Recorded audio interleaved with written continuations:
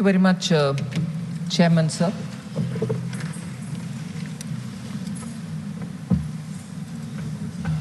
There's been a very robust discussion on the budget. I understand 83 speakers have participated in the discussion, and that actually shows the interest that honorable members have taken on the topic. After a brief introduction, which I would like to begin with, I'd go by issues, clubbing several members who've spoken on a particular issue, and so on for various different issues. And I'll also try to refer to the names of the honorable members who have raised these issues and while answering. Sir, this budget of 24-25 is actually a continuation of the interim budget. So the features of the interim budget, the critical aspects of it, are naturally subsumed into this regular budget.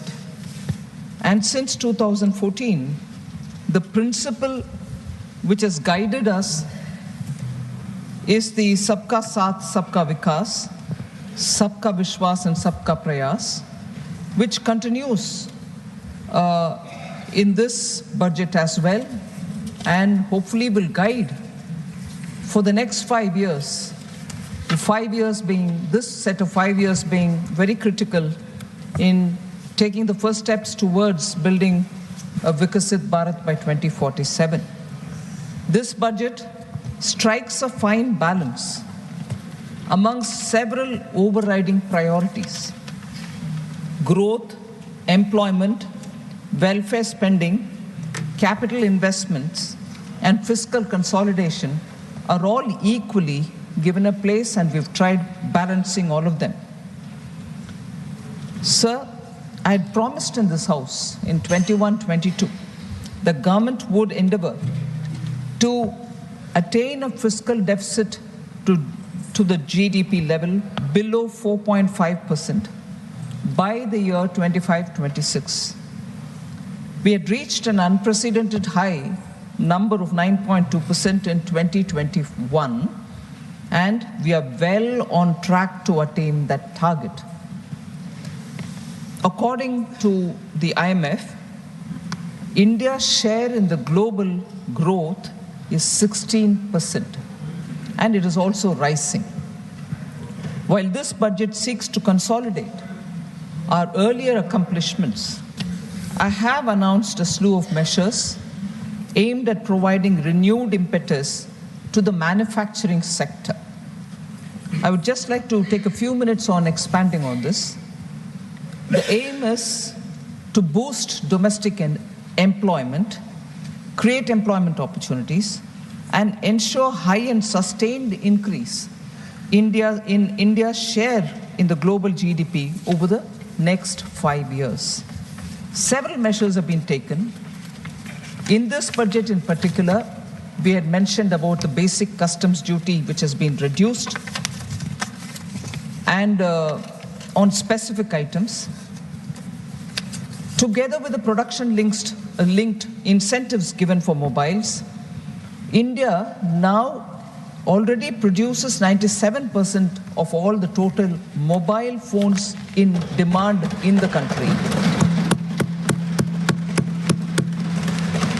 and 30% of total production in India in the year 24 has gone for exports exclusively.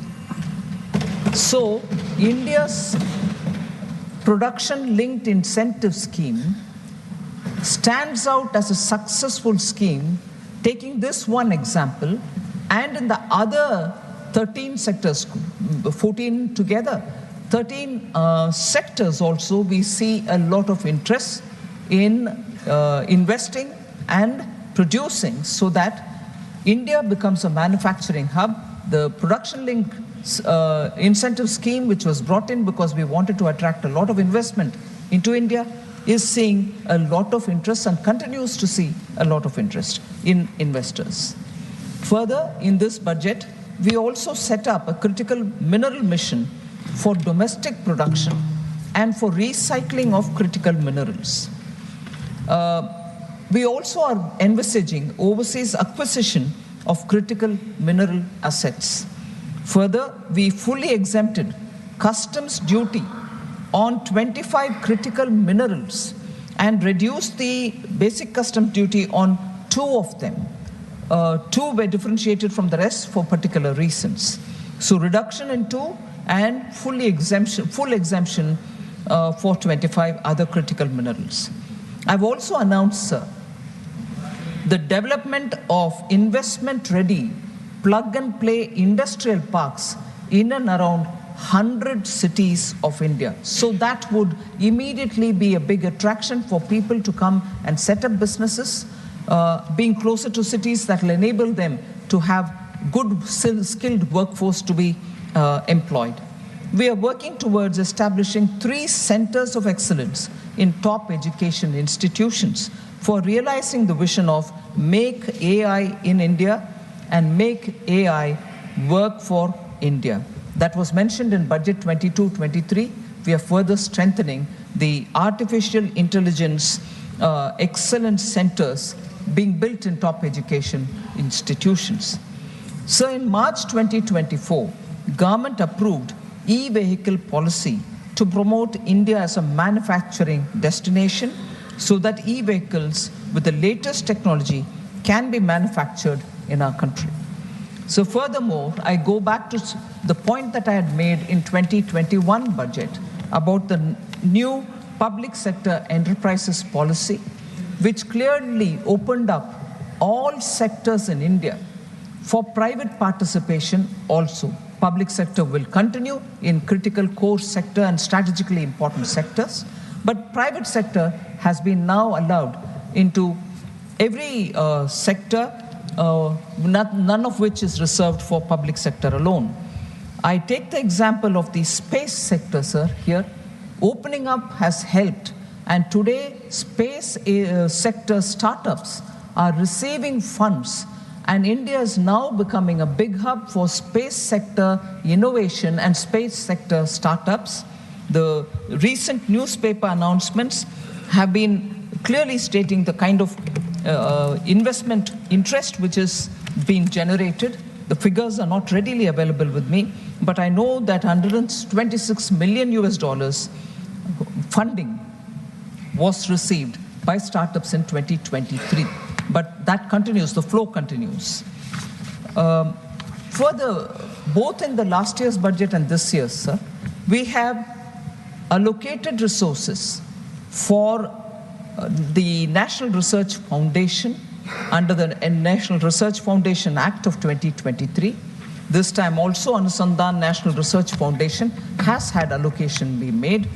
Last year itself we declared 50,000 crores for over 5 years for research for research along with private sector. So in these ways we have tried making India an attractive manufacturing destination and given good incentive and impetus for manufacturing to set up business in India. So a brief look at some highlights of the numbers that I want to speak about. The total expenditure in the Union government's budget statement 24-25 is 48.21 lakh crores. The total expenditure in the regular budget 24-25 is 54,744 crores more than that of the interim budget which was presented in 1st February this year.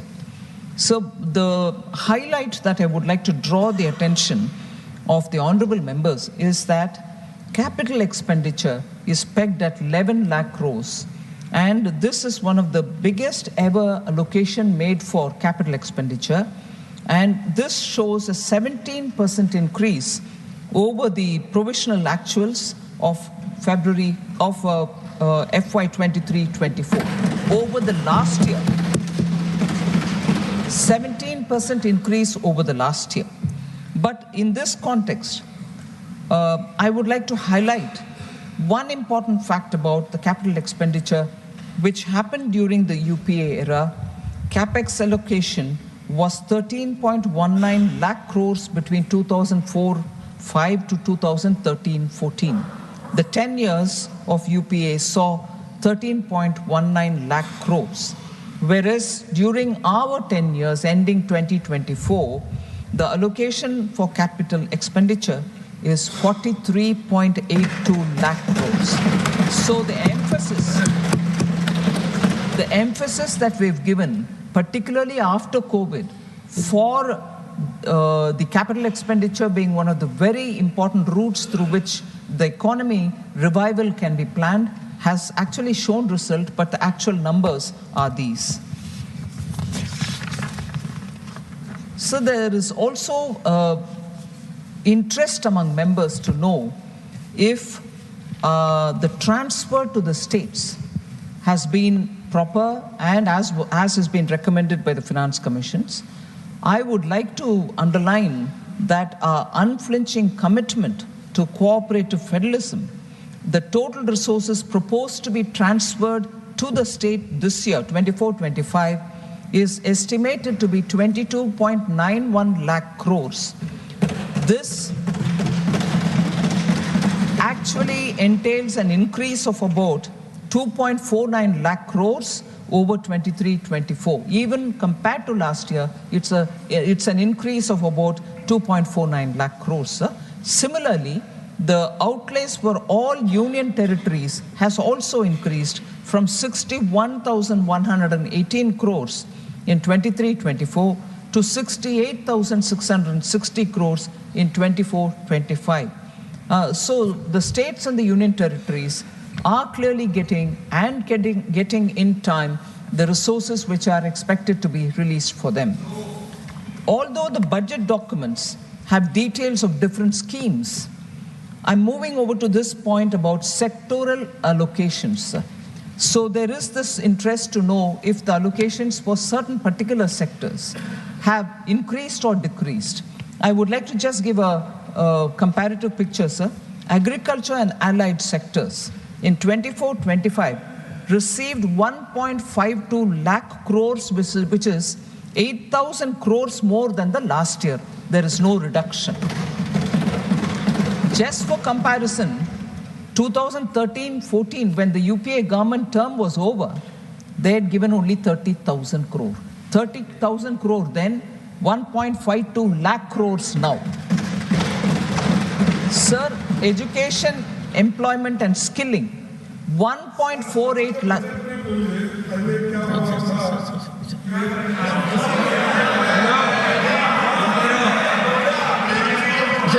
Please, honorable members, Finance Minister is speaking. Please. Yes. Honorable Finance Minister. Sir, 24-25 budget for education, employment and skilling is 1.48 lakh crores, and it is 28,000 crores more than the last year, whereas again 2013-14 it was only 85,000 crores.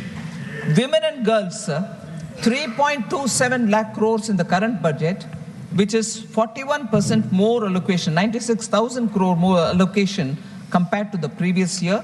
96,000 crores it was in 2013-14.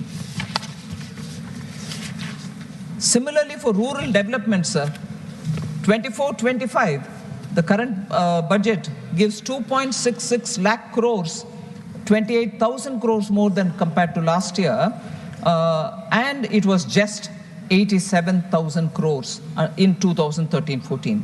Urban development, 83,000 crores and 7,000 crores more than the last year, 12,000 crores in 13-14. Health and social welfare, sir, 1.46 lakh crores. Compared to last year, it is 74,000 crores more. 3,000 crore more than last year and 74,000 crores more than 2013-14. So also already mentioned about the fiscal deficit. I just want to highlight that we had projected 5.1% of the GDP as the fiscal deficit in the interim budget, whereas now when we presented the regular budget for this year, it has been brought down further to 4.9%. and we aim to reach the deficit below 4.5% next year, sticking to the glide path given in 2021.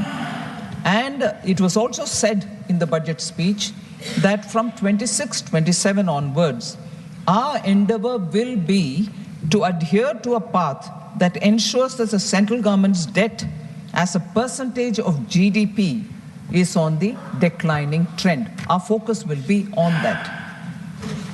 So I'd like to mention in this August House that the average weighted average yield, which is broadly the one which corresponds to the average cost of borrowing of the central government securities issued during the 10-year period of 2014-15 to 2023-24 is lower by about 60 basis points than the period between 2004-5 to 13-14. This is, and I'm giving a very notional idea, sir, but it helps to put things in perspective. If the borrowings in UPA 1 and UPA 2 were near the rates obtained by us, I know it is determined by so many other factors, market and so on. But if the borrowings in the UPA 1 and 2 were near the rates obtained by us, which could have been possible if they had our policies and our kind of credibility, it would have resulted in notional interest savings of approximately 35,000 crores for the government. Just to bring in the perspective, it can always be questioned saying, oh, how can you bring in notional? But it's a perspective, sir. This points to recognition of this government's fiscal management and the management by the and this observation, the government's fiscal management prowess is an object. It's an observation of global observers, domain experts, and of course dispassionate economists, that the fiscal management of this government, which is a typical good feature which the Honorable then CM of Gujarat and now PM of country has always maintained fiscal prudence as one of the very important governance principles. Honorable members, therefore, would be pleased to know that with all these governance macroeconomic stability related features, the IMF has recently upgraded India's gross domestic product growth in the year 24-25 to 7%. So from an exceptionally low hit GDP growth during COVID, within a few years to rise to be the fastest growing economy in the world, I think could not have been possible without the hard work and toil of all Indians, irrespective of the sectors in which they are, farmers, workers, informal sector workers, construction workers, and all the entrepreneurs, the MSMEs and so on, and the visionary leadership which has a futuristic vision, because from the front, the Prime Minister leads the economy, we are able to achieve this goal.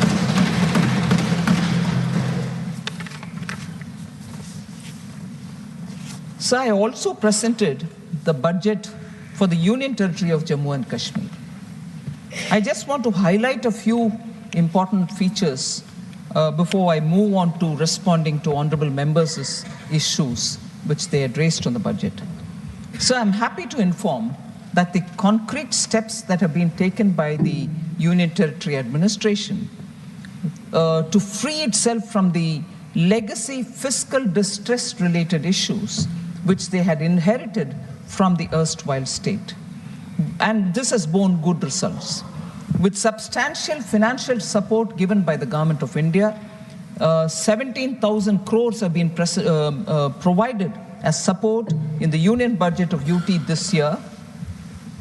The fiscal deficit to GSDP ratio of the Union Territory of J&K is estimated at 3% for the financial year 24-25. There is clearly a sign that public finances of UT of Jammu and Kashmir is now back on the rails. The government has worked very hard, unhindered, towards fulfilling the development aspirations of the people of Jammu and Kashmir with great sense of fiscal responsibility. Because I'm dealing with Jammu Kashmir budget now and later I go to the general budget, there are issues which have been raised about J&K budget which has been tabled in this house, both inside and outside of this august house. Now, I take this opportunity with your permission, sir, to address issues which have been raised in this house and equally because of importance given of those issues which have been raised outside as well.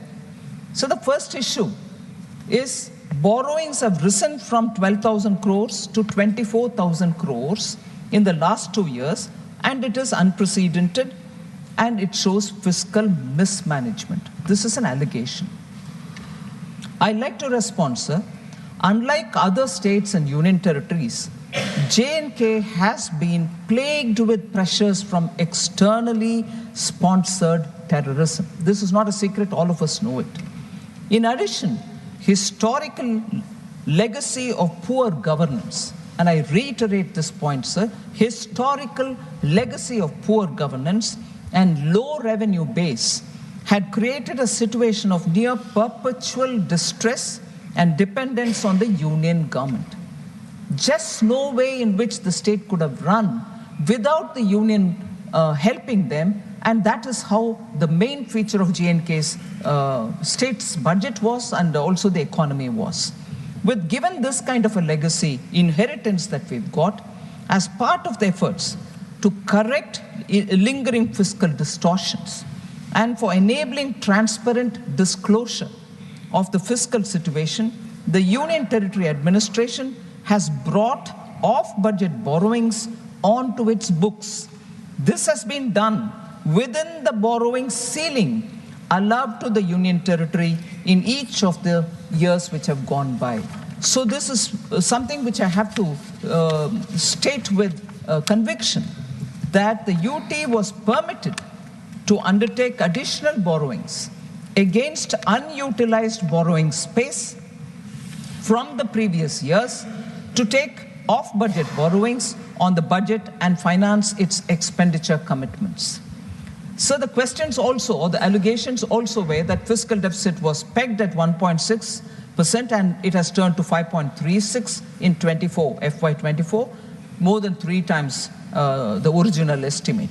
And also that the capex has been slashed by 10%. The question therefore was, will the central government take blame for fiscal profligacy at the state level? I'd like to dispel any confusion in the minds of people.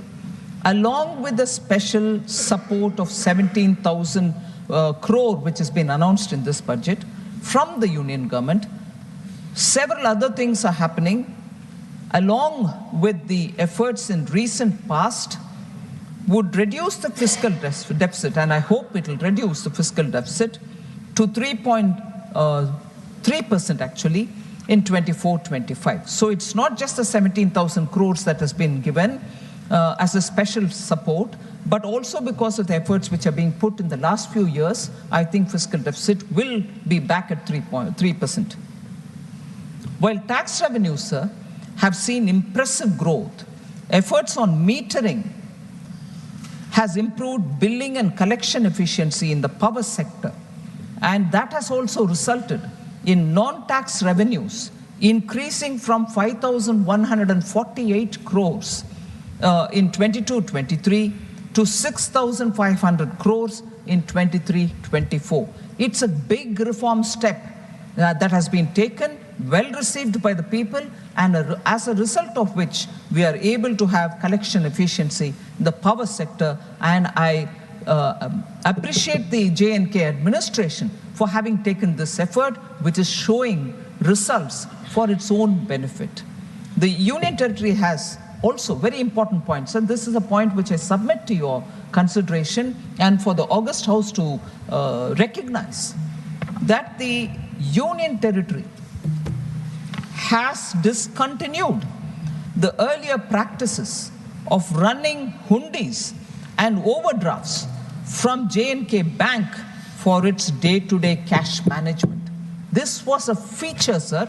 Every year, this would literally be a burden on J&K Bank and equally a lazy comfort for the administration, that they could do this operation with the J&K Bank and get away with being transparent in the way in which they handled their accounts. I'm glad that this practice has been discontinued. During the last 4 years, the J&K Bank has made a remarkable turnaround from a loss-making bank of 1,139 crores of rupees in 2019-20. The bank has now made a profit of 1,700 crores in the year 23-24. So that is the kind of turnaround, and that's the kind of efficiency with which the bank is now performing, being run professionally since after 2019.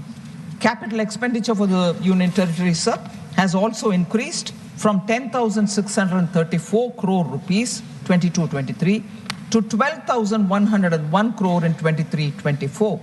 So recording a 13.8% growth. So J&K, Union Territory and their situation is in a healthy fiscal situation, being able to meet the development aspirations of the state. One other point of criticism, if I may say so, has been that the state's tax to GDP ratio increased from 5 to 8% in 3 years. Does this mean the people of J&K are subject to heavy taxation without any corresponding increase in their welfare? This is one of the questions asked. I like to highlight, sir, that the J&K situation, J&K's higher tax to GDP ratio is due to better compliance and effective monitoring of the taxation system. I like to mention that with the introduction of GST, tax rate across the country is the same on all GST products. The rate of taxation on non-GST items are either at par with other states or only lower and not higher in J&K. Revenues from GST, motor spirit tax, excise, stamp duties were 9,467 crores in 2019-20. It has increased to 13,903 crores in the year 23-24. So the administration is showing efficiency in collecting from non-GST tax also. And as a result, the fiscal health of the state is also improving.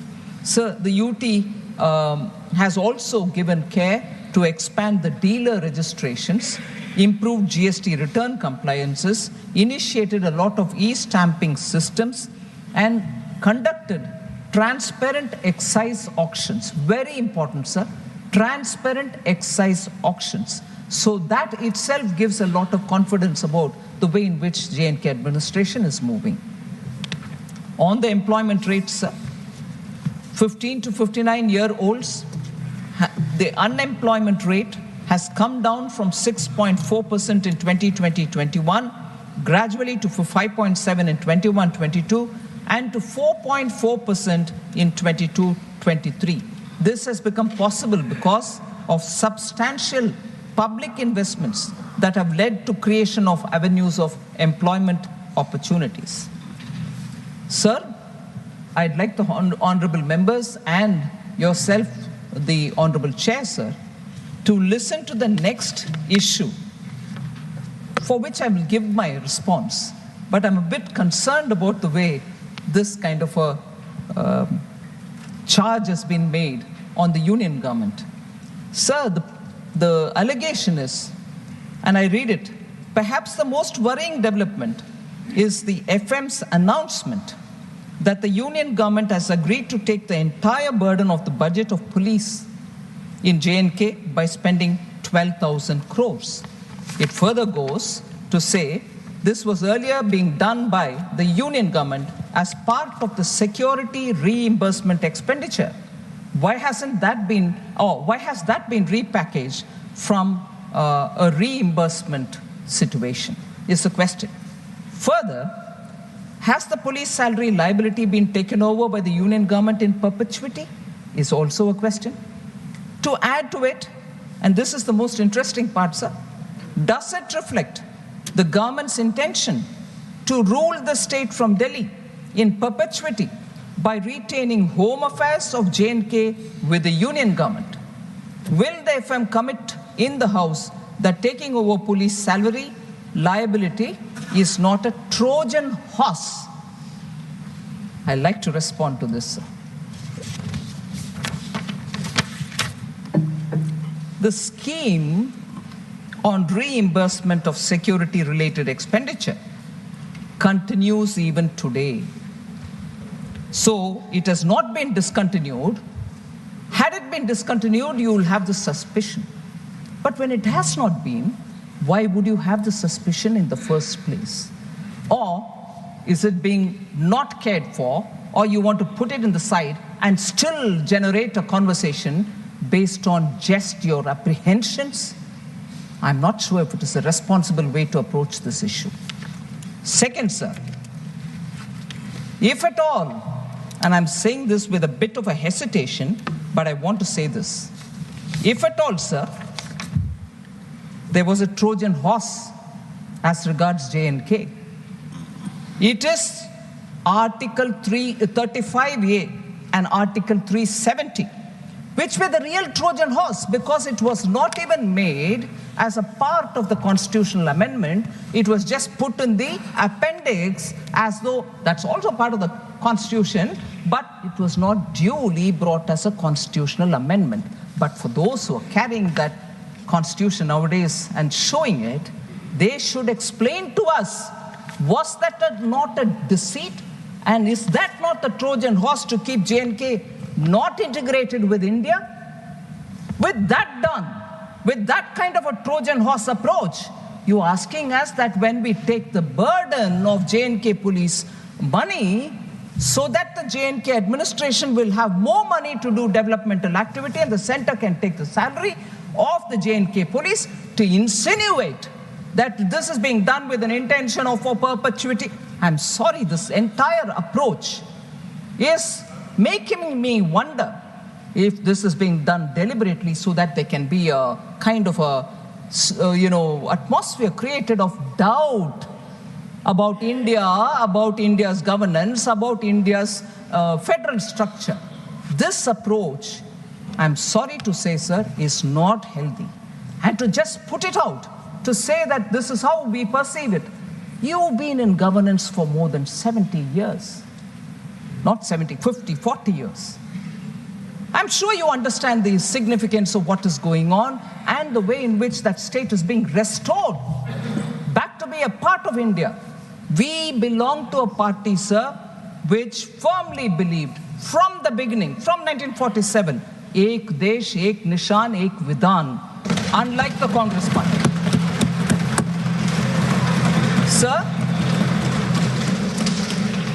and I'm afraid to say, separatists who are self-proclaimed are coming into the Congress party with red carpets thrown for them to come in. Separatists who were the ones who caused permanent and perpetual problem there. Now post 2019, we are at least being able to develop the state even as we are containing terrorism. Whereas now, like earlier, terrorists are being self-proclaimed terrorists are also being welcomed in the Congress party, sir. Sir, therefore, not yielding. She is not yielding. Mr. Randeep Surjewala, she is not yielding. Okay, go ahead. Sir, please, threat to let's not have this federalism. This side also, please.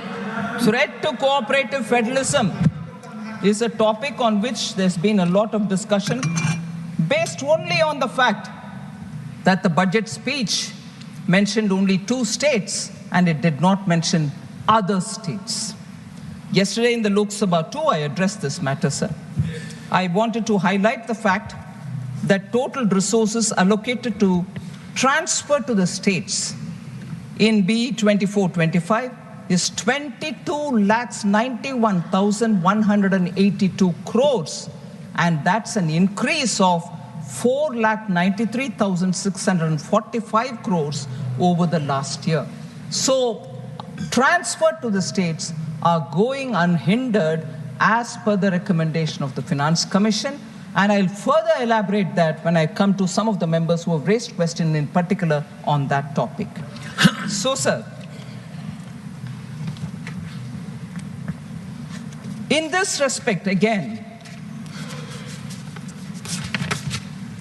the threat to cooperative federalism issue has been raised by several honorable members, inclusive of former Finance Minister Chidambaram, Jawahar Sirkar, N.R. Elango, Shri Honorable Member Shanmugam, C.V. Shanmugam, and also Muhammad Abdullah.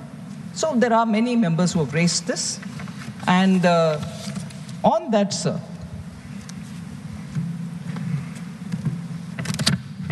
if the inference is that I've spoken about only 2 states and left the others out, it means monies are not even going to those states, is an immediate propaganda after the budget was presented in the House, which was taken up in a big way by the India Alliance.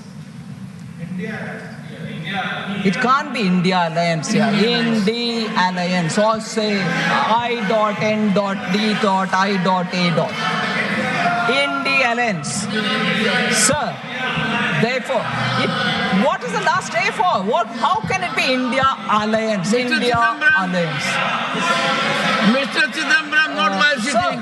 Please, you are a very senior member. Please, and maintain order. She is not yielding.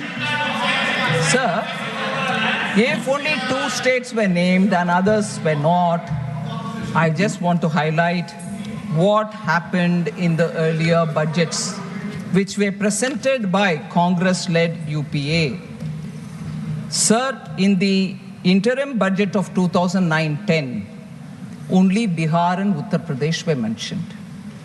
All right, they came back to power in 2009-10. Did they increase it? Yes, they increased it. To how many? To 8. Rest 20 states were not even mentioned. Are they clearly going to have to admit now that they did not send any money to 20 states because they didn't mention it in the speech? So I went back to reading every one of them, sir. 2004-5, only 11 states were mentioned, 17 were not. 10 were mentioned in the next one, 18 were not. So like that, I can go on saying, does that mean during their time, for those states which they did not mention, they didn't send anything to their other states? No, even that wasn't true. They sent money to all states, but only chose to speak about some states. If that is true for them, but it can't be true for me, is it? Protest outside the parliament, say, oh, other states are being ignored. What a deliberate attempt to mislead people. And I condemn that.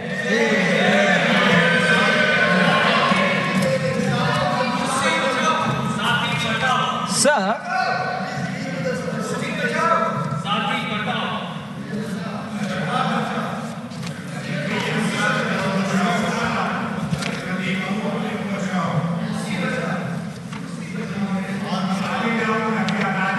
I'll just highlight this point, sir, on agriculture allocations. Agriculture allocation has come down, was the allegation and also a statement made. Several members have spoken on that. Shri Randeep Surjewala ji, Raghav Chadda ji, Rajni Patel ji, Sanjay Yadav ji, and Manoj Kumar Jha ji. I want to highlight, sir, that the budget allocation in 2013-14 for agriculture and farmers' welfare was only 21,934 crores, whereas 24-25 it has increased to 1.23 lakh crores, over 5.5 times in a decade. PM Kisan, sir, about which I'll also mention a bit later, more than 3.24 lakh crores has been disbursed to over 11 crore farmers.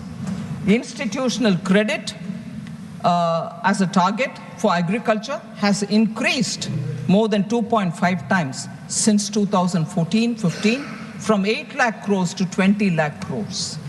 Interest subsidy, which are given to farmers through Kisan Credit Card, has increased 2.4 times. Has increased 2.4 times since 2014-15, from 6,000 crores to 14,252 crores. KCC now covers animal husbandry and fisheries also. Small and marginal farmers, the number of accounts which are opened for them and they avail agricultural loan has grown from 57% in 2014-15 to 76% in 23-24. Sir, Pradhan Mantri Fasal Bima Yojana was launched in 2016 to provide crop insurance coverage to farmers, and more than 1.5 lakh crores has been dispersed till today to the farmers.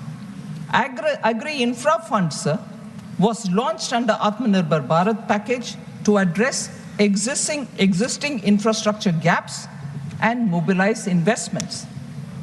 More than 35,200 crores have been sanctioned for 48,000 projects under the Agri-Infra Fund. So the money collected, although as a cess, much against the allegation which is levied on us, saying cess money you retain. No, it is getting spent for, here in this case, for agriculture infrastructure creation. More than 23 crore soil health cards have been distributed to farmers, which provides farmers with the nutrient status of their soil and its composition. 1.8 crore farmers and 2.53 lakh traders have been registered on the eNAM portal, which is a national agriculture marketing place. In the last 10 years, more than 11 lakh crore have been spent to provide fertilizers to farmers at affordable prices.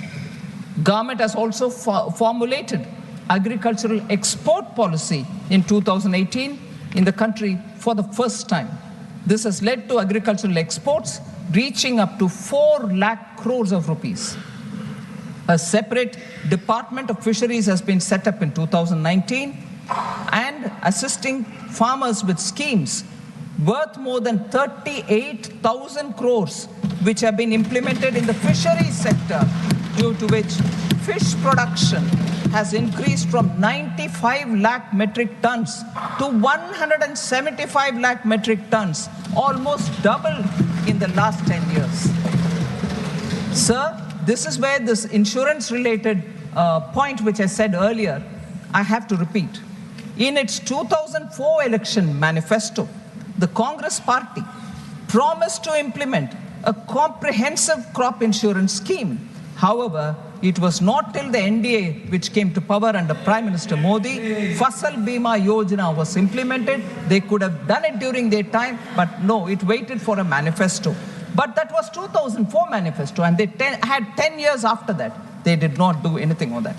The Congress said it would examine the feasibility of direct income support to farmers. However, it was not till 2019 when Prime Minister Modi gave PM Kisan Samman Nidhi. They state things in their manifesto, it lies in the manifesto. No, they don't implement when they come to power. The failure of their flagship scheme, which is the loan waiver scheme of 2008, has been, I've mentioned this several times, I'm not taking the time of the August House, but the loan waiver scheme was not even fully implemented. In fact, many of the farmers were not given certificate that they've cleared their dues and everything, so that after that they can go and procure the loan from the banks, because without the certificates, bank wouldn't give. 38% farmers hadn't been given the certificate, and they are sitting, loan waiver gaya, loan nahi mila abhi.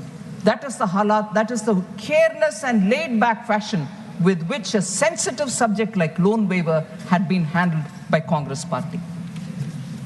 Sir, on health and education, Honorable Member Sanjeev Arora, Sujit Kumar, and also Sagarika Ghosh had raised question.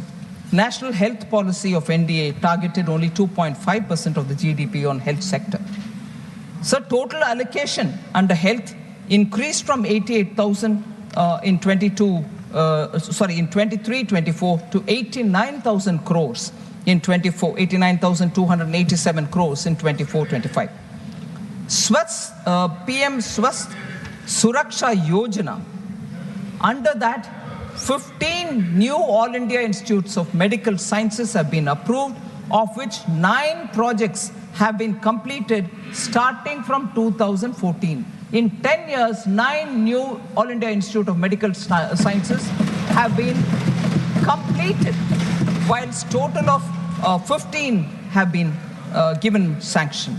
Similarly, sir, 17 government medical college institutes have been approved, of which 10 projects have been completed. So attention given to health in different forms is what I want to lay before you for the consideration of the House. Sir, PM Jan Arogya Yojana, 34.28 crore Ayushman Bharat cards were issued, 94,225 crores have been authorized for hospital admissions. So the out-of-pocket expense of patients are all being brought down because of the various measures which have been taken out. Under Mission Indradhanush, cumulative total number of children vaccinated is 5.42 crores. Cumulative total number of pregnant women vaccinated is 1.31 crores. So the Pradhan Mantri Dialysis, National Dialysis Program, sir, has been implemented in 748 districts at 1,485 centers, and it deploys 10,077 hemodialysis machines. A total of 23.33 lakh patients have availed of this facility of dialysis. 2.7 crore hemodialysis sessions have been held as of 30th April 2024.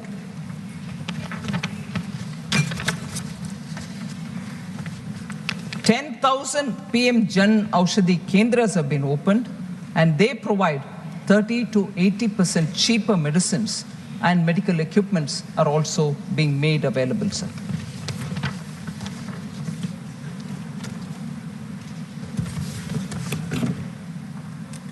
Sir, on unemployment, several members have spoken.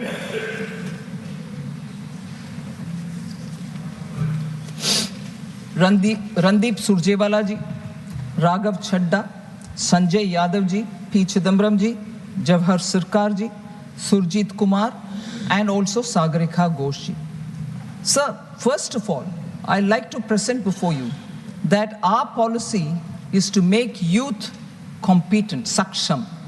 For that, we also have brought in this time a package of 5 schemes providing employment in 3, and 1 for skilling and 1 for internship. This package, we hope, together with also 48 crore mudra loans worth 25 lakh crore which have been dispersed, where now we want to increase the 10 lakh limit to 20 lakh. All these put together, we expect there will be a big difference in terms of skilling and internship and for job creation. But the UPA era jobless growth is something which we cannot forget. It hurt India's youth the most because RBI's CLEMS data showed that the total employment declined from 47.2 crores in 2012-13 to 47 crore in 2013-14. And the only period of decline, that remains to be the only period of decline recorded since 1981-82. So when it is declined there, to recover from that, even during that period, not much was done. Formal employment also was badly hit during UPA, especially in the formal manufacturing sector. The annual survey of industries, which is issued by the Ministry of Statistics and Program Implementation, showed a sharper percentage decline than ever seen during the worst of COVID pandemic. So even during COVID pandemic, that is not the kind of decline we saw as was seen during UPA's time. So, sir, on the employment, our facts which are given by the PLFS, Periodic Labor Force Survey, shows that the labor market indicators for persons of age 15 years and above have steadily improved from 17-18 to 22-23. Labor force participation has also increased from 49.8% in 17-18 to 57.9% in 22-23. Women's labor force participation has risen to 37% in 22-23 from 23.3% in 17-18. The unemployment rate has declined from 6% in 2017-18 to a low of 3.2% in 22-23. Youth unemployment, that is the age between 15 to 29, has declined sharply from 17.8% in 17-18 to 10% in 22-23. Sir, this is the annual periodic labor force survey report which is given this. And further to reinforce the fact, the SBI research report July 2024, India created 12.5 crore jobs during 14 to 23 compared to 2.9 crores created between 2004 and 14. So the distinct increase in the jobs created during the 10 years under Prime Minister Modi's leadership has to be highlighted, sir. In the last decade, the employability of Indian youth has increased sharply, rising from less than 34% in 2014 to over 51% in 2024. And we'll further improve it through the PM's package on employment and skilling.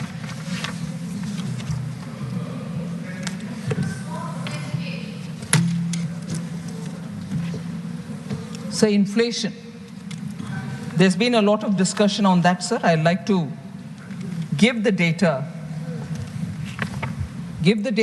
and also differentiate between the inflation which was present during UPA and our approach towards dealing with inflation now, so that we can see how inflation has been handled both under the UPA and the NDA. So we saw double-digit high inflation period under the UPA because of the policies which were reckless and inappropriate policies were taken on one hand, and inept measures to control inflation on the other. Domestic inflation. So this is a very important statement, sir. Domestic inflation used to be higher than the global average. That is very significant to be noticed. Post the global financial crisis of 2008, UPA government took stimulus measures to boost the economy. The problem arose, and I'm sorry I have to say this, when economists who are repeatedly quoted to us saying, reputed economists, you're not that. When leaders of that stature did not know when and how to withdraw the stimulus which was brought in after the global financial crisis, did not know when to and how to withdraw the stimulus, leading to a high double-digit inflation between 2009 and 13. High fiscal deficit as a result, and debt as a result, crowding out private investment. Sir, between January 2012 and April 2014, retail inflation was more than 9% in 22 out of the 28 months. So let's understand the gravity of this inflation which we have noticed during that time. No supply side measures were effectively taken in those days, and as a result, relief, even partial relief, was not available for the consumers. UP inherited a very stable macroeconomic environment. Atalji, when his term was over in 2004, had left behind a very strong Indian economy. Inflation was only at 3.8% from 99 to 2000 and to 2003-04. Comparatively, average annual inflation rose to 8.1% between 2004-05 and 2013-14. Where is 3.8% and where is 8.1%, sir? That's their record on inflation handling. High fiscal deficit, decreased prioritization of capital expenditure, and that contributed to sustained high inflation, averaging double digits. For example, sir, India's inflation averaged at 10.1% January to April 2013, compared to the average of 3.9% across all the emerging markets. If emerging markets are countries where we can compare ourselves, they were only at 3.9%, whereas you had UPA keeping our inflation at 10.1%. So whereas, to contrast this with our period, over the last decade, sir, India's average inflation was only 5.1%, lower than the 5.8% average among the emerging economies. So we are close to it and even lesser than the average of the emerging economies' inflation. That is the difference between UPA's handling of inflation and India's handling of inflation. Sir, Congress means mehengai is something the common man knows as well, because the common man's slogan used to be and continues to be Congress aayi, mehengai lai. This has been the parlance of the normal people. So, Congress matlab mehengai. Sir, I want to. आपको क्या बोलना है? आपका achievement क्या है? आपका physical achievement क्या है? आपका फाइनेंशियल अचीवमेंट क्या है? Sir, okay, sir. Please, sir. Honorable Finance Minister.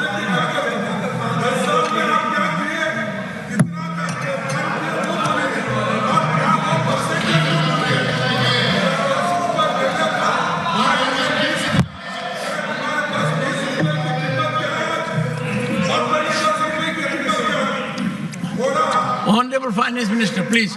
Sir. Honorable Leader of the Opposition, sir.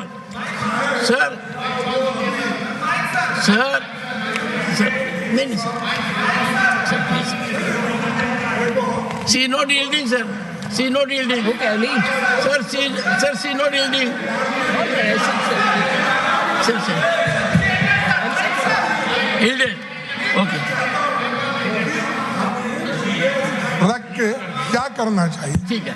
Yes. रुकिए. I hope, sir, there will be peace, calm, and camaraderie in the house, sir. माननीय सभापति जी, अभी जो LOP ने विषय उठाया कि आप अपनी बात करिए और कांग्रेस के ज़माने की बात ना करिए, ये जब भी बजट की चर्चा होती है तो वो हमेशा कंपैरेटिव टर्म्स में होती है, हमेशा हमको बताना पड़ता है। Please. No. You had all the right to say so. नहीं, what is it, Nasir? You had all the right to, please, no, I don't appreciate it. Sorry, I don't appreciate. No, don't appreciate. What is this? Forget about it. Nothing is going on record. Why are you saying so, sir?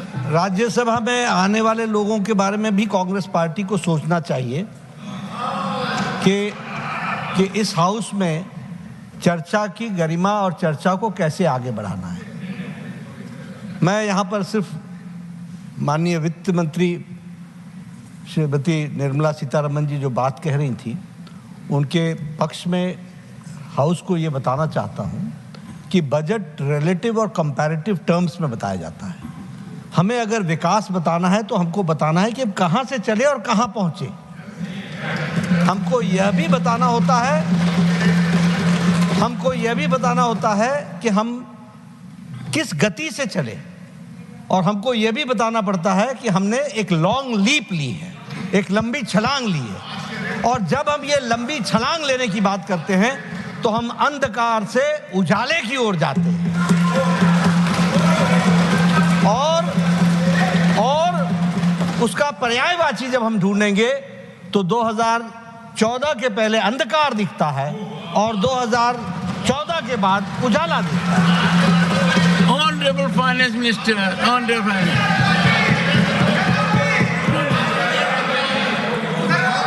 Minister, no, nothing will go on record. No, not yours. I'm asking another minister. Please take your seat. Only Finance Minister will address, please. No, I can't open the debate. The debate is over, please. Please, no, sir. Only Honorable Finance Minister will speak. We have to maintain some decorum in the House, and I'm glad we are improving a lot. Please. Thank you very much, Chairman, sir. Sir, I do take what the Honorable Leader of the Opposition has suggested.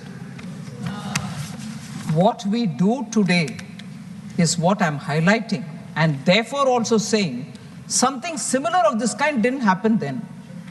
He may refute it, but it is a matter of fact, and I'm grateful for the intervention of the Leader of the House to state it in his nice Hindi, which I can't speak as well, to say what exactly it was. Getting out of Andhakar to go into Acha Roshni Wala, and that's what is happening now. So, Honorable Finance Minister, but your Hindi is not bad. Thank you. Please go ahead. Thank you, sir. Sir. Please. Sir. Please.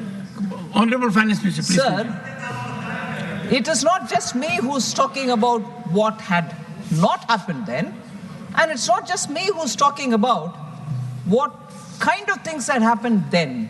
I'm saying what not happened then and what kinds of things happened then, based on eminent people and their words. Take, for example, what one former governor of Reserve Bank had to say. And I'm quoting, I'm not taking his name. I don't know if it is permitted, because I think people who are not members of this house you should not name and so on. So I will just say former governor of Reserve Bank. In his book he says, and I quote, "The finance ministry used to pressurize the RBI to soften interest rates and present a rosier picture of the growth to shore up sentiments. You were not able to perform in the economy, managing the inflation, giving stimulus to growth and leading the country to have better growth, but you're asking the RBI to give a rosy picture so that the sentiments don't get affected, because that sentiment and the kind of impact it was having on the economy is where we went to being fragile 5. And fragile 5 economy is a fact which was before them, but they couldn't act on it. Instead, they put pressure on Reserve Bank. So what you need to do constructively, you don't do. On the contrary, you do such things. And I'm not saying it. Reputed, respected, former bureaucrat who was also the governor of Reserve Bank has written it. So I want to just highlight, sir, whereas what kind of efforts we have made to keep inflation under control is something which I want to say now for members who have been very keen to know what is happening today. I'm telling you what is happening today. Please make a note of it. Sir, we implemented measures. Mr. Basu, I am coming to what I said. Sir, we implemented measures leading to a reduced average inflation of 4.5% in 14-15 to 2018-19, well within the RBI's target range of 2 to 6%. Sir, moreover, India's inflation during 2020 and 23 was much lower than the global average. So I want to highlight why it was so. Because competent and proactive measures were undertaken by the government to control inflation, and we managed to contain inflation at 5.7% from 2019-20 to 23-24, despite challenges which were unforeseen, and the size and the magnitude of COVID was something which all over the world, even today, has tarnished the economies, and they are not able to come out of it, whereas we have managed to be closer to the tolerance band given by RBI. Many countries faced 3 or 4 decade high double-digit inflation after the COVID pandemic. So I just want to list out the 5-year terms and the inflation rates which have prevailed. These are numbers which are already in public domain, but it's useful for us to compare so that we know what are policy-induced internal factors which drove UPA's inflation as different from NDA's inflation, which is largely driven by a pandemic and because of the global disruptions. So the difference between the inflation then and the inflation now are very clearly before us. NDA's period, sir, 5 years between 1999 and 2004, retail inflation was only 3.8%. UPA 1, 5 years, it was 6%. UPA 2, 10.2%. So if you were to take 10 years of UPA 1 and 2, it was 8%, 8.1%. NDA 1, sir, between 14 to 19, 4.5%. NDA 2, 5.7%, sir. NDA 1 and 2 put together, 10 years, 5.1% inflation. Where is 5.1 and where is 8.1, sir, of the 10 years then, 10 years now? So we need to understand that even when very important steps were taken, like cutting down on the excise duty of petrol and diesel by the Honorable Prime Minister, twice, once in November and once in June of 23, November of 22, every state tried to reduce. But for political scoring of a point, Congress-ruled states did not.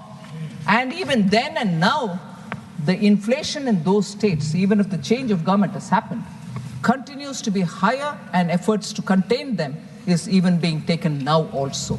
They just didn't want to cut down. On the contrary, if I remember correct, our president and the leader of the House here is from Himachal Pradesh. The first thing the government did there after being elected was to increase the price of petrol and diesel.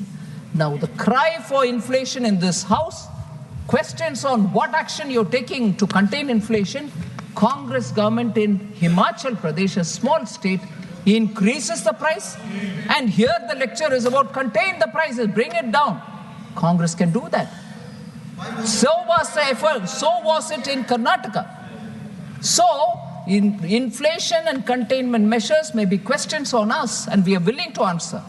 But what about those states which are being governed by Congress, sir? The steps that we've taken, the steps that we've taken to control inflation, sir, strategic policies for targeting inflation have been taken. PM Garib Kalyan Anna Yojana is to make sure that people get the bottommost layer, poorest people get their grains at least, so that they can have some kind of assurance that they have something to feed their family with.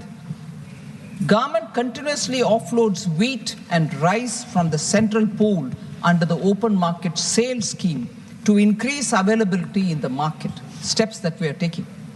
To prevent hoarding and unscrupulous speculation, traders and wholesalers, big chain retailers, and processors were required to disclose their stock positions of wheat and rice.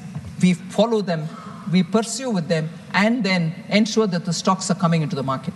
Under the price stabilization fund, sir, a dynamic buffer stock of pulses is maintained, and calibrated release of stocks contain the price, and we keep procuring to increase the buffer stock. Basic duty on crude palm oil, crude soya bean oil, and crude sunflower oil was cut from 2.5% to nil, so that crude oil can come into India, edible crude oil, and that can be refined, creating jobs, at the same time making edible oil available in the country. The agri cess on oils was reduced from 20% to 5%.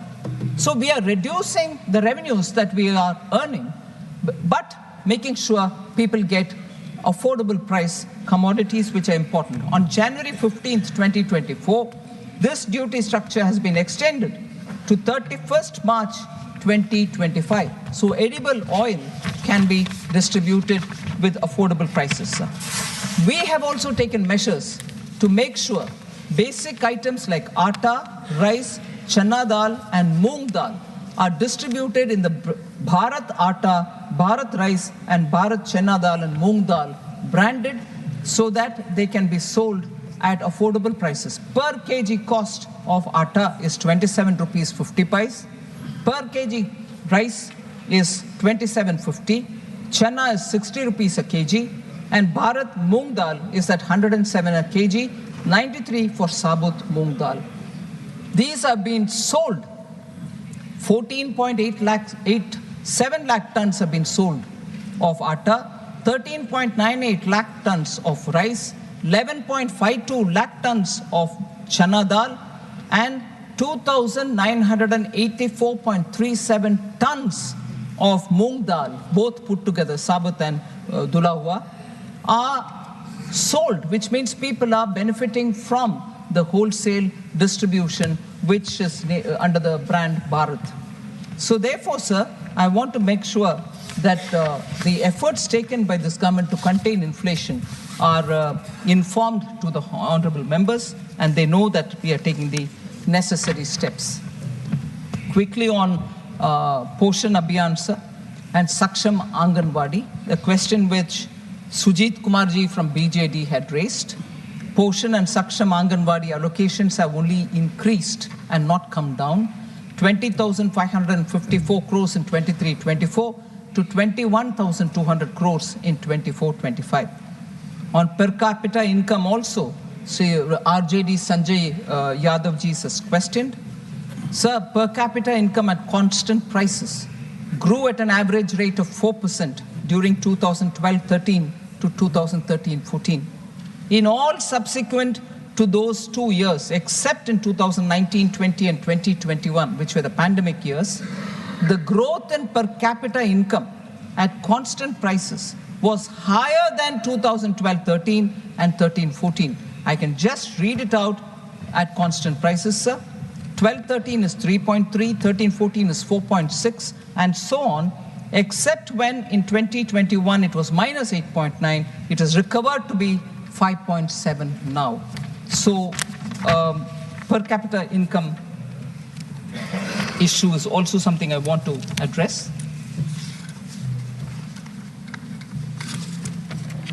So this is a very important issue which has been raised, that arbitrarily we've been cutting the borrowing ceilings of non-BJP states.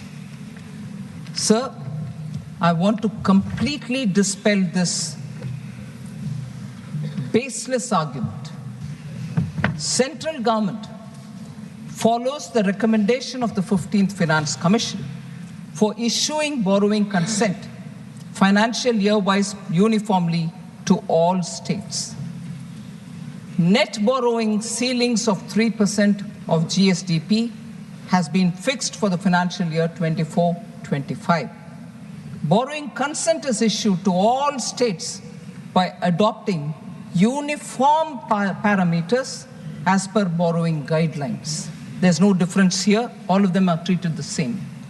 Moreover, the 15th Finance Commission has also recommended performance-based additional borrowing space of 0.5 of GSDP.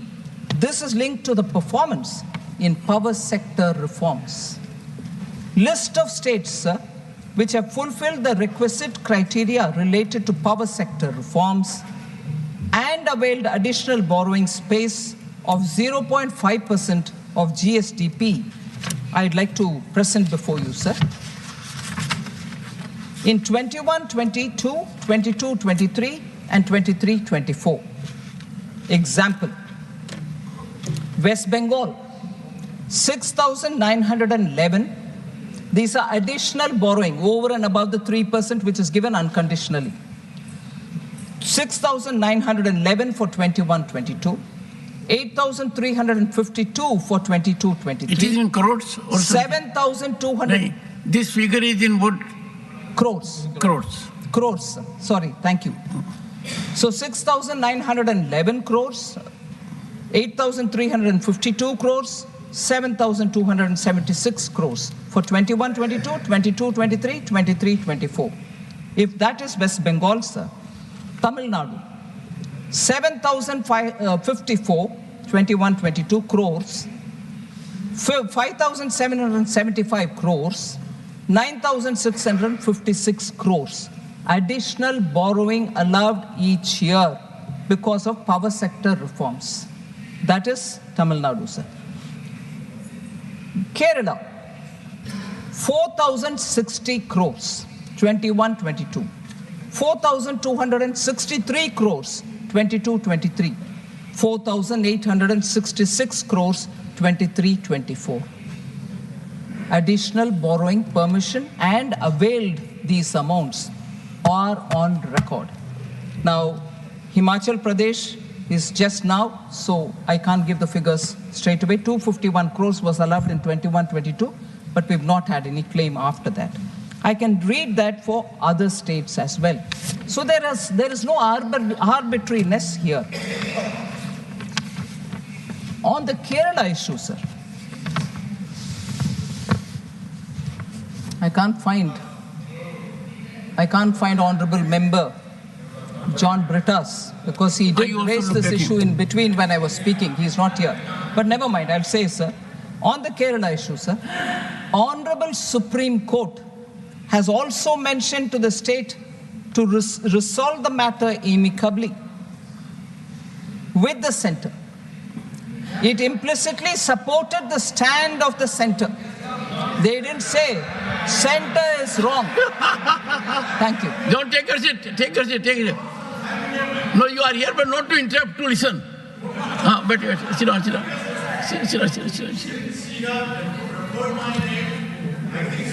No, your name was referred because you were absent. Now that you are present, you will follow the decorous conduct. Please. Take. No. This is not done. You are an experienced person. Sit down. So on the Kerala issue, sir. And Honorable Minister, a word of suggestion. Yes, sir. Next time, be careful. Oh, right. While naming Dr. John Brittas. Because if you name him, he claims a right. Oh, right. And you...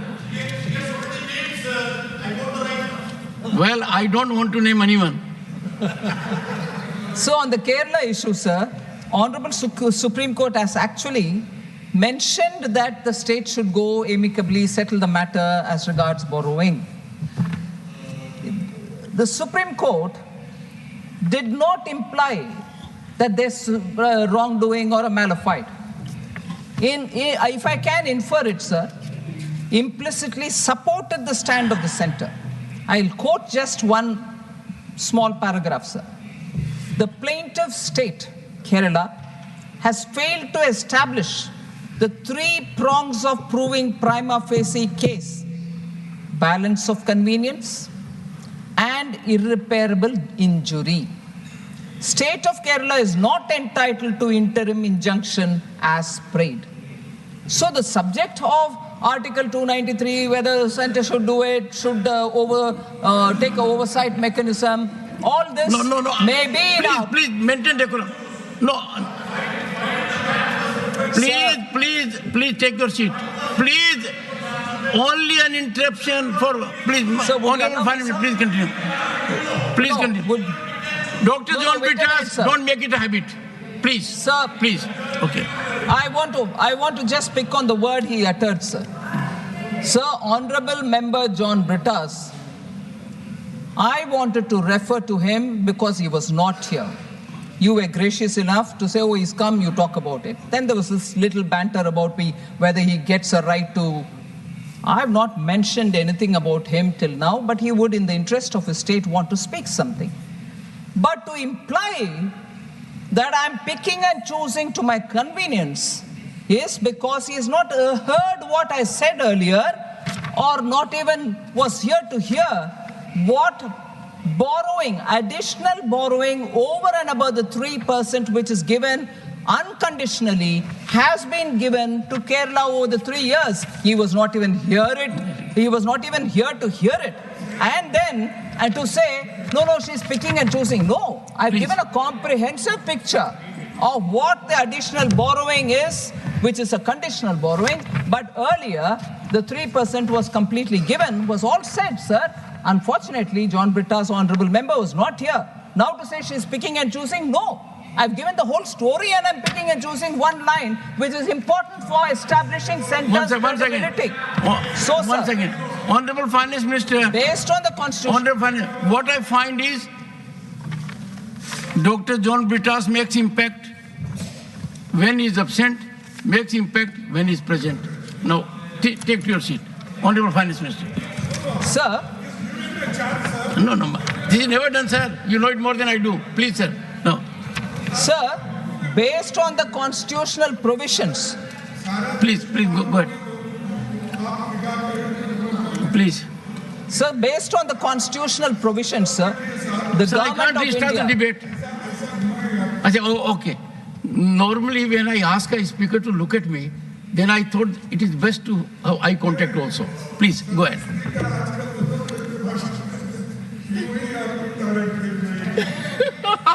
I'm following the rules, sir. Yes. No, the leader of the opposition has appreciated you. Thank you very much. Please go ahead. Sir, based on the constitutional provisions, sir, the government of India adopts a rule-based system. This ensures fairness to all states and no deviation is entertained because of presumed entitlements or presumed prejudices that may prevail. No, we follow as per the Finance Commission's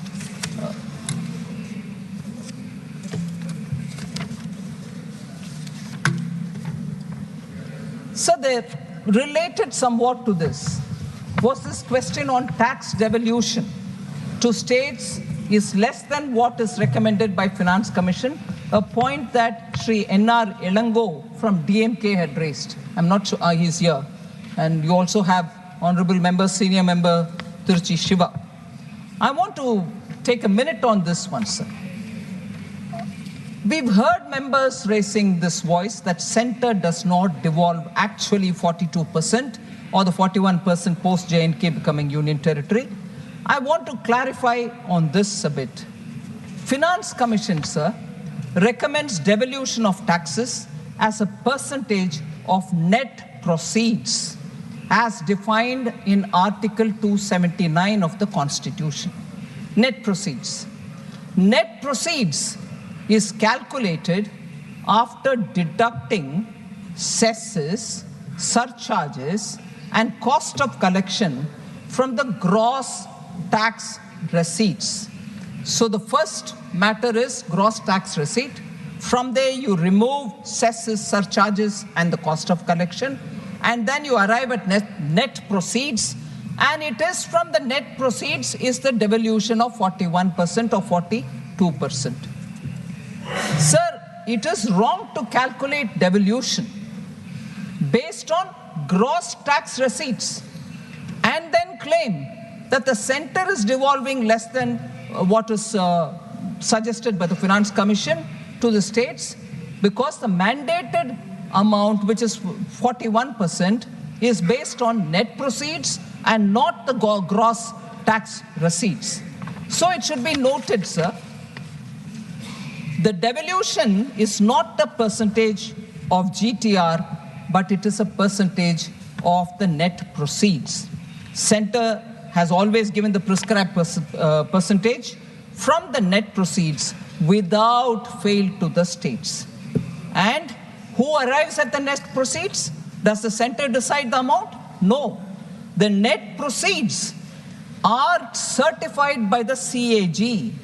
It is that amount which the CAG gives you as net proceeds is this much. So on this, you will devolve 41% to the states. So I cannot choose saying net proceed is only this much and not another. That is done by the CAG. Every year it does. It's not as if it is done 1 year. Net proceeds is decided by the CAG every year. And also, I want to highlight this point because I want to elaborate on that for 1 minute. This is decided by CAG every year. And if there are any dues pending to the states, it is also immediately released. Now, with this said, I want to highlight and draw your attention, Chairman, sir, Deputy Chairman, sir. I want to inform the members that our government has devolved 82,000 crores as a part of the tax devolution after obtaining the CAG certificate in March 22. So what is special about it? I'm claiming that every year I'm giving it in time. So why am I mentioning only this 82,000? Sir, from 1996-97 to 2014, when Prime Minister Modi comes in, between 96 to 2014, there was a accumulated due of 82,000 crore on tax devolution, which was not devolved. And no government in between had taken a call on it. We cleared it after the CAG gave the certificate in March 22-23. 82,000 crores pending from 96. No, you're not giving me 42 as per. You go on a wrong calculation on not net proceeds but on GTR. And also not recognize the fact, भैया 96 से जो pending है उसका भी हम clear कर रहे हैं 22 में. States को कैसे मोदी जी अलग तरीके से डील करते हैं सर? नहीं करते हैं. वो भी चीफ मिनिस्टर रहे हैं, उनको मालूम है स्टेट्स का दिक्कत. हर पैसा हमने समय पर दे रहे हैं और 82,000 करोड़ जो पेंडिंग था फ्रॉम 96 उसको भी हमने ही क्लियर कर दिया.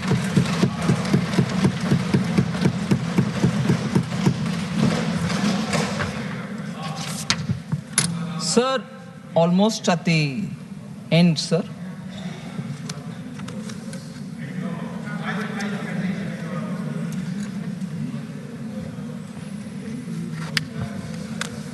Sir, former finance minister, probably in the concluding stage of his speech, I was also here hearing him, had said, I've got 5 questions for which I want the finance minister to answer. And the 5 questions pertain to minimum wages, legal guarantee, education loan waiver, abolition of Agniveer, scrapping of NEET. I just want to give a very quick response to each one of these points. Sir, minimum wages of 400 a day. Sir, I'm referring to the Honorable former Finance Minister, sir, who had raised 5 questions and wanted us to answer.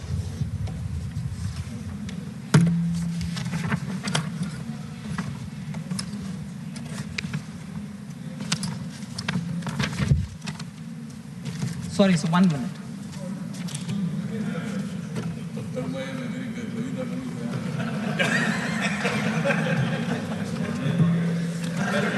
I think, but the best that has happened is the Honorable Finance Minister has not taken the... No. So,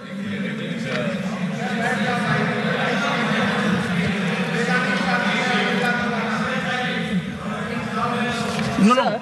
The Honorable Minister is also a poet, but not this occasion. 400. Not this occasion. Yes, not you. There is another Honorable Minister behind you. Oh, okay. So my problem is I'll have to find some mechanism. If there are Honorable Ministers and the second one rises, then if I tell one, the other one may misunderstand it. Honorable Minister, please. Yes, sir, I'm just responding, sir. But I'm not addressing the Honorable Finance Minister. Yes. Mr. Hon'ble, please. For the चलो कम से कम आपने ऐसी चर्चा तो की जो थोड़ा सी हंसी मजाक की हुई. Otherwise, you are very serious when you make an observation. Sir, he raised 5 questions. Please. Honorable Minister. No, I will not allow. If I had to allow, I would have allowed leader of opposition. I will not allow anyone. He had raised 5 questions, sir, on which he said, why can't 400 rupees be declared as the minimum wages per day? Sir, I think he is talking about Manrega Act and through which declare a minimum wage of 400. I just want to highlight on that presumption that Manrega Act of 2005, sir, Section 6(1) of the Act says, notwithstanding anything contained in the Minimum Wages Act 1948, the central government may, by notification, specify the wage rate for the purposes of the Act. It says that. And says, provided, that's a proviso, provided that different rates of wages may be specified for different areas. I also think because, probably because it was mentioned in the Congress manifesto, I'm a bit hazy on it, but his demand was 400 rupees per day minimum wage. Why wouldn't you want to declare it? So I want to highlight, sir, the Rural Development Ministry, which deals with Manrega, since UPA time, has been declaring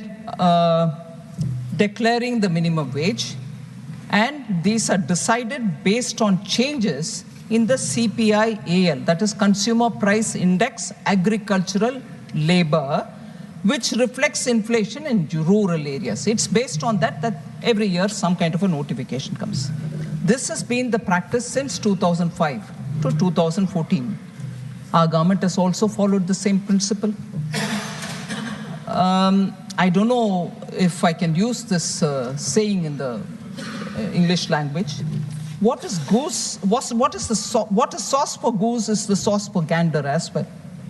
One is therefore tempted, sir, to ask the form of FM, what prevented the UPA from notifying a uniform wage rate under the Manrega when it was in power?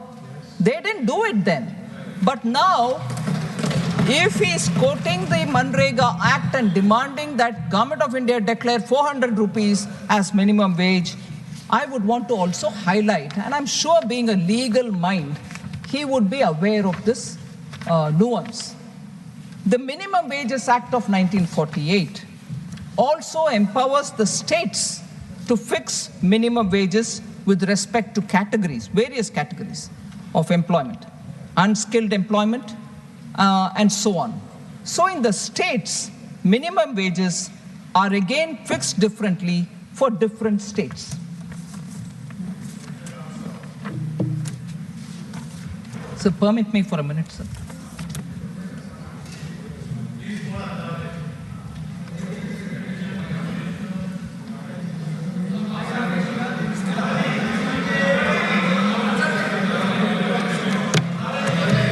So minimum wages act, sir, are fixed by states for different kind of employments, just as Government of India also fixes minimum wages for railways or the mines or many other things which come under its subject. For example, sir, I'm taking the example of Karnataka. State government notifies 4 different zones to fix minimum wages for unskilled workers. Zone 1 is for Bangalore city and the city corporation area. Zone 2 is for district headquarters and in the various districts and so on. In the state of Himachal Pradesh, I would like to draw your attention, sir. In the state of Himachal Pradesh, as per the latest notification, or latest in this subject, which was issued in May 23, it was issued by the state government that unskilled wage earners will get a 375 rupees minimum wage. 1 second, Honorable. I must appreciate your fairness. You touch the state of the leader of the opposition, and next you are touching the state of leader of the house. So that even balancing has taken place. And I am privileged to be chairman at a time when this house has presidents of the 2 leading parties in the country, the largest democracy. Honorable Finance Minister. So, if wages are to be fixed by different states at different levels and for even within a state different zones, it's difficult to think of how the central government can fix a wage of 400 rupees and also say, therefore, it should be done for the entire country. Sir, also,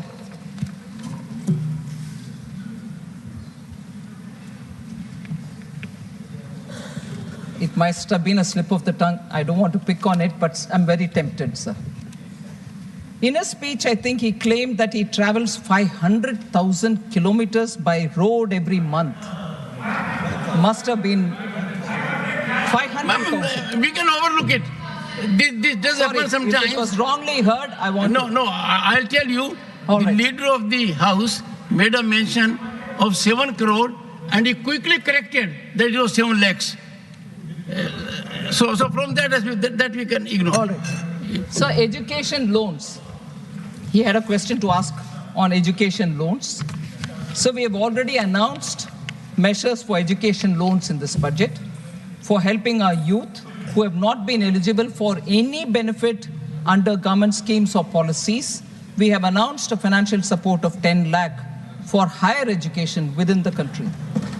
E-vouchers for this purpose will be given directly to 1 lakh students every year for an annual interest subvention of 3% to the loan amount of the loan amounts. Sir, he also asked a question about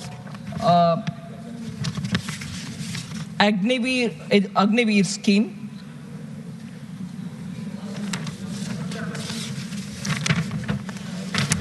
I wanted to highlight, sir, former finance minister has served as also former home minister. I'm sure he understands the nuance involved in national security. Agniveer is a very reformative step to enhance the capabilities and battle readiness of our armed forces. It ensures actually that we have fit soldiers who are on the front line. So one of the expected outcomes of the scheme is that armed forces will have much younger force by recruiting those in the age group of 17.5 years to 21 years and retaining only 25%, thus reducing the average age of the Indian soldier. Why should we do it, sir?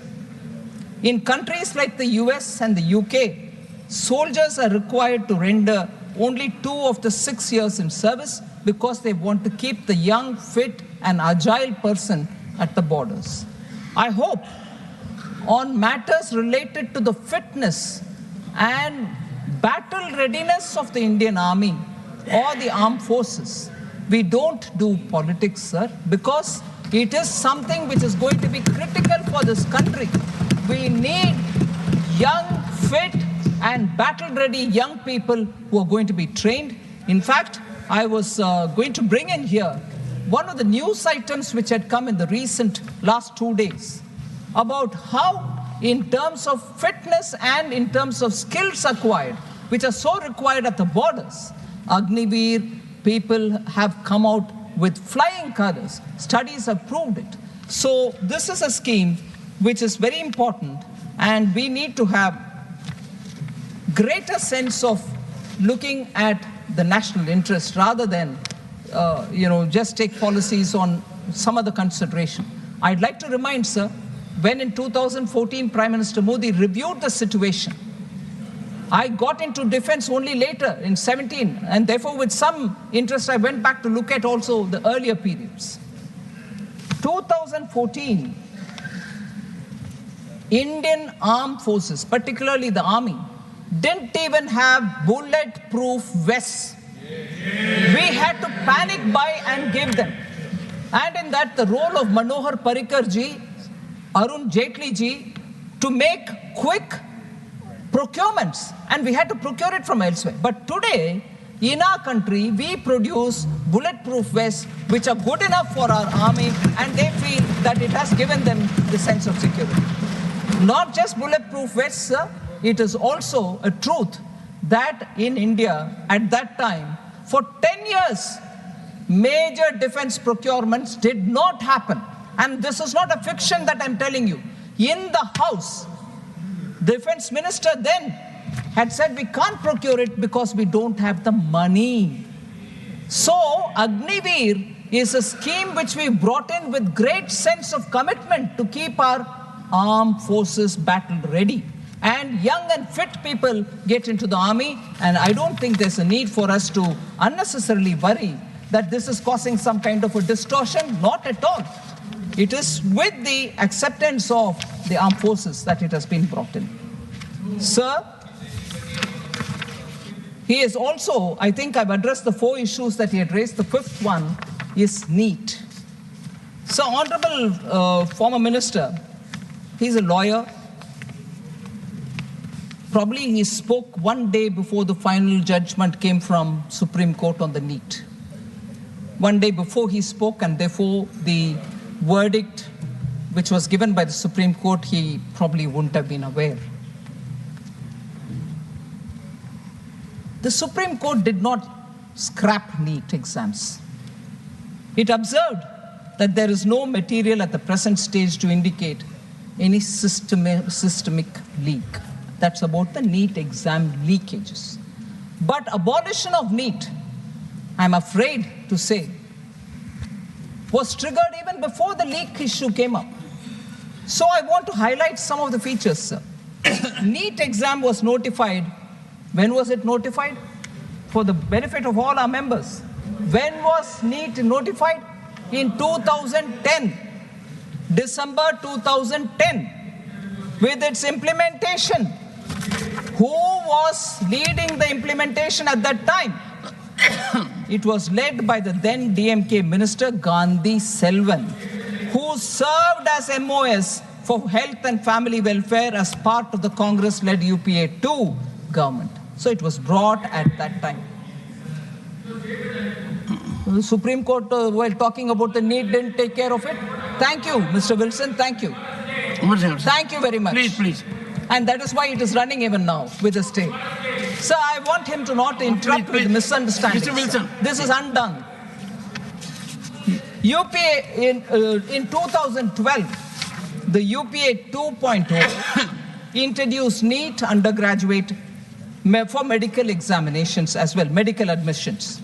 And 2013, the first exam took place. All during UPA 2013, the exam took place. When the Gazette notification of 20th December 2010 was challenged in the Supreme Court, both the lawyers of the Medical Council of India and UPA's Additional Solicitor General of India defended NEET. When it was challenged in the Supreme Court, December 20 was the time when Gazette notification was issued, and that Gazette was challenged in the Supreme Court. That time, both the lawyers of Medical Council of India and the ASG of UPA government defended NEET, saying this was an effort to streamline the admission process. Sir? Therefore, sir, the ASG then stated that the earlier system of multiple examinations was neither in the national interest nor in the interest of maintaining the standards of medical education, nor did it serve the interest of the poor middle-class students who had to buy forms of several examinations and travel across the country to appear in the examination. Multiple examinations they had to take. NEET does not, sir, disadvantage anyone. NEET does not disadvantage anyone. It expands opportunities. Sir, Tamil Nadu students secure 85% of the seats with 69% reservation, which is upheld in Tamil Nadu. With that reservation intact, and with this process of NEET, 85% seats, which is 85% of the seats within Tamil Nadu, and 15% of all seats from all states put together, they can go for the 15% seats to any state that they want. So, Tamil students benefit from All India quota in other states also. Now, when former finance minister is talking about NEET, I also want to underline this fact, sir. 2011, when the DMK rule concluded, Tamil Nadu had just 1,945 medical seats. Presently, there are 10,425 medical seats, a remarkable surge of 8,480 seats in the past 11 years. Sir, therefore, NEET has ensured cost-effective medical education for families. Certainly, it has hurt some vested interests, particularly those in the medical education field, because no longer selling of medical seats is possible. And therefore, it has hurt a lot of people. That is why a particular lobby was actively against NEET even before this NEET leak issue has come up. Sir, in the year 22-23, 12,997 Tamil Nadu government school students wrote the NEET exam, and of them, 3,982 students passed it. It is noteworthy that the pass percentage has increased from 27% in the last year to 31%. So I want to say, sir, only before NEET came in, only a few students from few schools in selected regions of Tamil Nadu could get medical seats. Now it is across the board. There are, of course, I don't know if you will permit me, government schools. I want to take the name of few government schools students from Tamil Nadu belonging to very humble backgrounds and rural areas who have passed the NEET examination over the last few years. I'll take the names, sir. Young girl Kanimuri, Needur Mailadurai, daughter of a laborer, Kooli Tholilali in Kurandai, and temporary taxi driver. He works also as a temporary taxi driver. She got in 2023. Annapurni from a place called Singam Punari, Sivaganga district, the district from where our former finance minister hails. That girl has also managed to come in. She's the daughter of a construction worker, 2023 again. Arivu Nidhi, Vrali Malai is the place from where she is qualified, which is in Pudukkottai district. Son of a laborer, and he is also a Kooli Tholilali in 2023. Divya Bharati in a place called Talavadi in Erode districts. Daughter of a laborer, again a Kooli Tholilali in 2023. Kavi Arasan from Karambakudi in Pudukkottai district, son of a farm laborer. Jeevit Kumar Periyakulam Theni, son of a goat rearer, shepherd. In 2020, Kavi Priya from Chayyar, sir, daughter of a farmer, 2022. Santanam from Dharmapuri, son of a farm laborer, 2022. Ramya from Karamadai in Coimbatore. She's a scheduled tribe, a particular tribe which is very disadvantaged in Tamil Nadu called Irular. She is a Irular candidate, daughter of a laborer. Yes, budget, because the former finance minister asked about it. I'm duty bound to answer. Sir, I may get the name wrong, the last candidate who I want to say, Karamadai, Coimbatore, Pirisika. I may be wrong with the name. She's the daughter of a tailor. Now, are these not success stories of NEET? Are these not students from rural areas? Are these not students who belong to the lower strata? Construction workers, coolie workers, farmers, taxi drivers, their children are coming through, sir, NEET. Sir, please, nothing will go on record, Mr. Vasan. You are a very senior man. No, nothing. Sir, I come to the last point, sir. I conclude. I come to the last point. Please.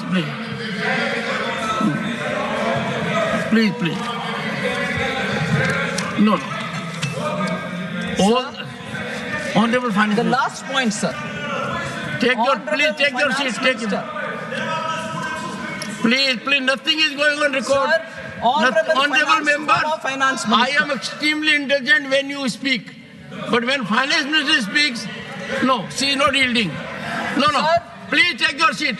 These are 5 Mr. questions. Shiva has done the right thing. Please take your seat. Please. Sir, okay, the debate has happened. All members have spoken. Specific 5 questions which have been, whoever member was allowed by the chair spoke. whoever member was allowed by the chair spoke. 5 questions specifically was asked by the former finance minister. I'm giving him answers. I wish, with your support, I hope all members can at least listen to the answers that I want to give. Please, ma'am. Sir, the last point. The last point, sir. Last. Former finance minister asked a couple of questions. Again, most members are saying, what has this got to do with budget? Why do you want to answer on this? Why do you want to answer on that? But it was a question raised. I don't know if it is related to budget, but because during the budget debate it was raised, I'm answering. Questions were raised. And I'm quoting the finance minister from the YouTube which comes of the debate in the Rajya Sabha. I quote, sir, I ask, why does the UPSC have to play a role in the appointment of the DGP of a state? Why should a state government not appoint the vice chancellor of state universities? Unquote. Sir, I'm just wanting to say, of course, people can say, why are you answering? It's not budget. But why was he asking? Because it's not budget, so I'm answering here. Sir, I am indeed appalled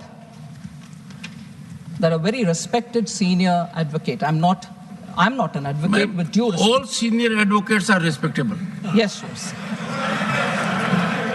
So, he has raised a question saying... And you may not be aware, Honorable Finance Minister, I am a senior advocate under suspension. No, Mr. Prabhu Patel, I am a senior advocate and Bhupendra Yadav knows under suspension because if you hold an office like this, your sanad is suspended during that period. So I suffered, leader of the opposition, 2 things in 2019 when President issues warrant. Now imagine warrant to a senior advocate appointing me as governor. This led to suspension of my sanad also.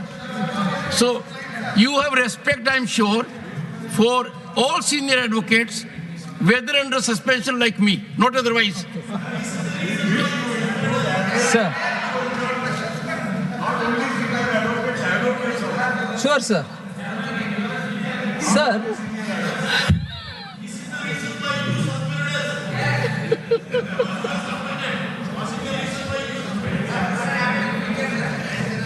Sir, I'm actually appalled because... No, but the Honorable Finance Minister, former Finance Minister, had raised 2 very valid questions. Yes, sir. One, why should UPSC... in the appointment of DGP, UPSC should come into picture? And same he said about Vice Chancellors. Yes, sir. So you say you want to respond? I would want to respond. Please go ahead. Sir, Honorable Finance Minister, former Finance Minister, has used this platform of vibrant democracy. I think he's misrepresented the situation to an extent that it goes contradict to the judicial verdict of the Supreme Court itself. So on both counts, sir, guidelines which have emanated from the Honorable Supreme Court are very clear. On this issue of DGP appointments, sir, as to why the UPSC has to play a role, I just want to highlight, it was in this case of Prakash Singh and others versus the Union of India, 2006. This case was decided by the Supreme Court on 22nd September 2006. And it directed in the following words, quote, the Director General of Police of the state shall be selected by the state government from amongst the 3 senior-most officers of the department who have been empaneled for promotion to that rank by the Union Service Commission, Union Public Service Commission. The state picks up on 3 candidates, sends the panel, and it is the UPSC which decides. This is the verdict of the Supreme Court in that police reform related case, which was another policeman, Prakash Singh, and others have gone to the Supreme Court, and in that it clearly says that it is the UPSC. One, sir. Second. 1 second. On the... 1 second. What is your point of order? Come to the point of order, don't make a speech. Wait, sir. 1 second. If Supreme Court decided yardstick is the criteria, why has the government not followed it in the case of Election Commission of India when there was a clear-cut directive? Everything you say, Randeep Purjiwala, is irrelevant. Why? Everyone is aware about the judgment. Honorable members, no, not like this, sir. He had to speak. Has the former finance minister, look here, I take it as a very serious situation. Has the former finance minister, while asserting why are you having role of UPSC in appointment of DGP, misrepresented the situation?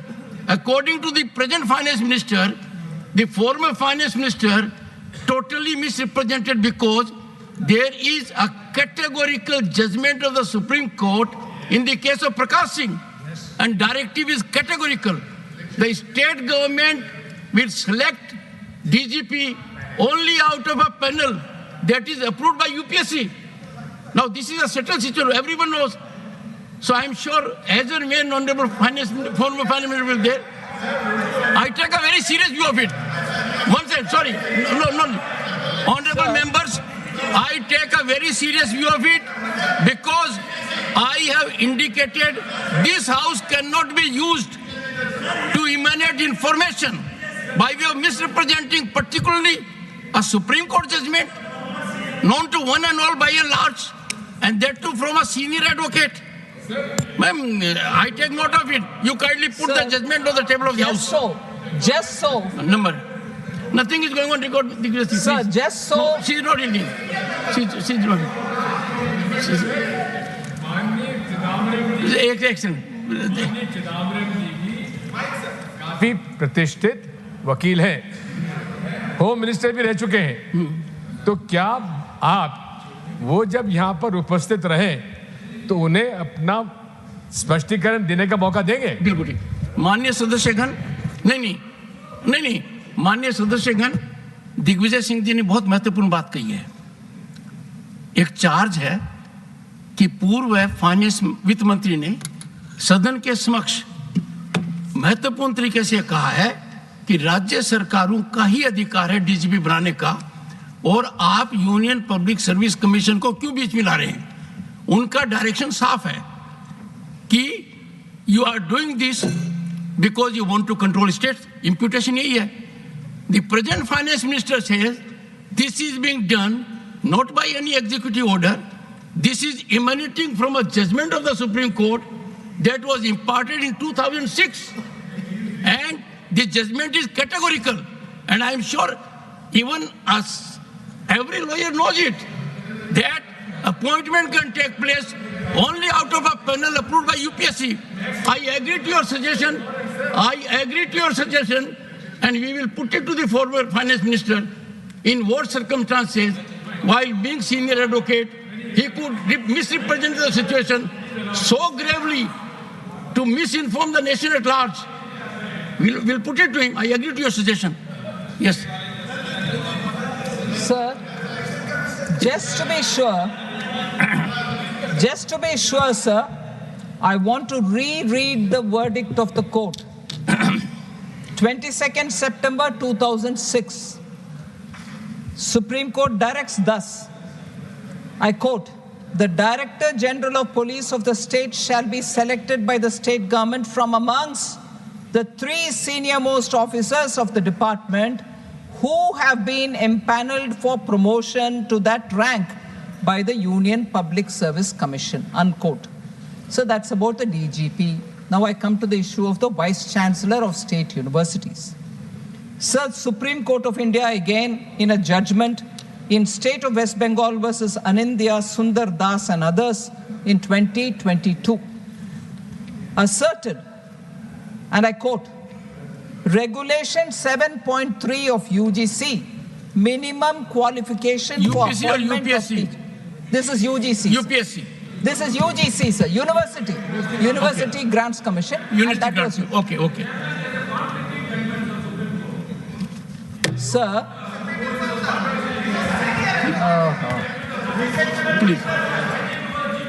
Please. sir, Regulation 7.3 of UGC, minimum qualification for appointment of teachers and other academic staff in university and colleges, and measures for the maintenance of standards in higher education. Regulations 2018 provides for the minimum qualifications of a VC selection procedure and the appointment procedure. In case of a conflict between the state legislation and the central legislation, in case of a conflict between state legislation and the central legislation shall prevail by applying the rule principle of repugnancy. By applying the rule principle of repugnancy as enunciated in Article 254 of the Constitution.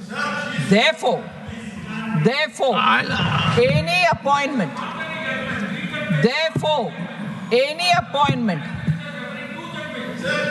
sir, you're a senior advocate. I'm talking to you even though I'm not an advocate. I'm sure you're going to be conscious of what I'm talking. It's very well for the members to be conscious, but don't they trust in you? You're the chairman of the House, but more importantly, you're a senior advocate of the Supreme Court, who's also the chairman of the House. I wish the members give you that much of trust and faith in what they are doing. Therefore, sir, any appointment of the as a vice chancellor, contrary to the provision of the UGC regulations, can be said to be in violation of the statutory provisions warranting a writ of quo warranto, unquote. Sir, how can we therefore countenance a former finance minister coming to the people at large and talking about dilution of federalism, when it is clear that when there is a conflict between the two, the central legislation is the one which is going to prevail, and that is Article 254. So, therefore, sir, I just want to highlight that a field which is occupied by the judgment of the Supreme Court in these matters, to which, by virtue of being a senior advocate, the Honorable former Finance Minister should be more aligned with the judgment. I wish to indicate to the House that these judgments and the spirit which is caught in these judgments are very important. And therefore, when he is referring to why should the DG be appointed, why should the Vice Chancellor be appointed by the UGC and so on, there is so much of legal material available.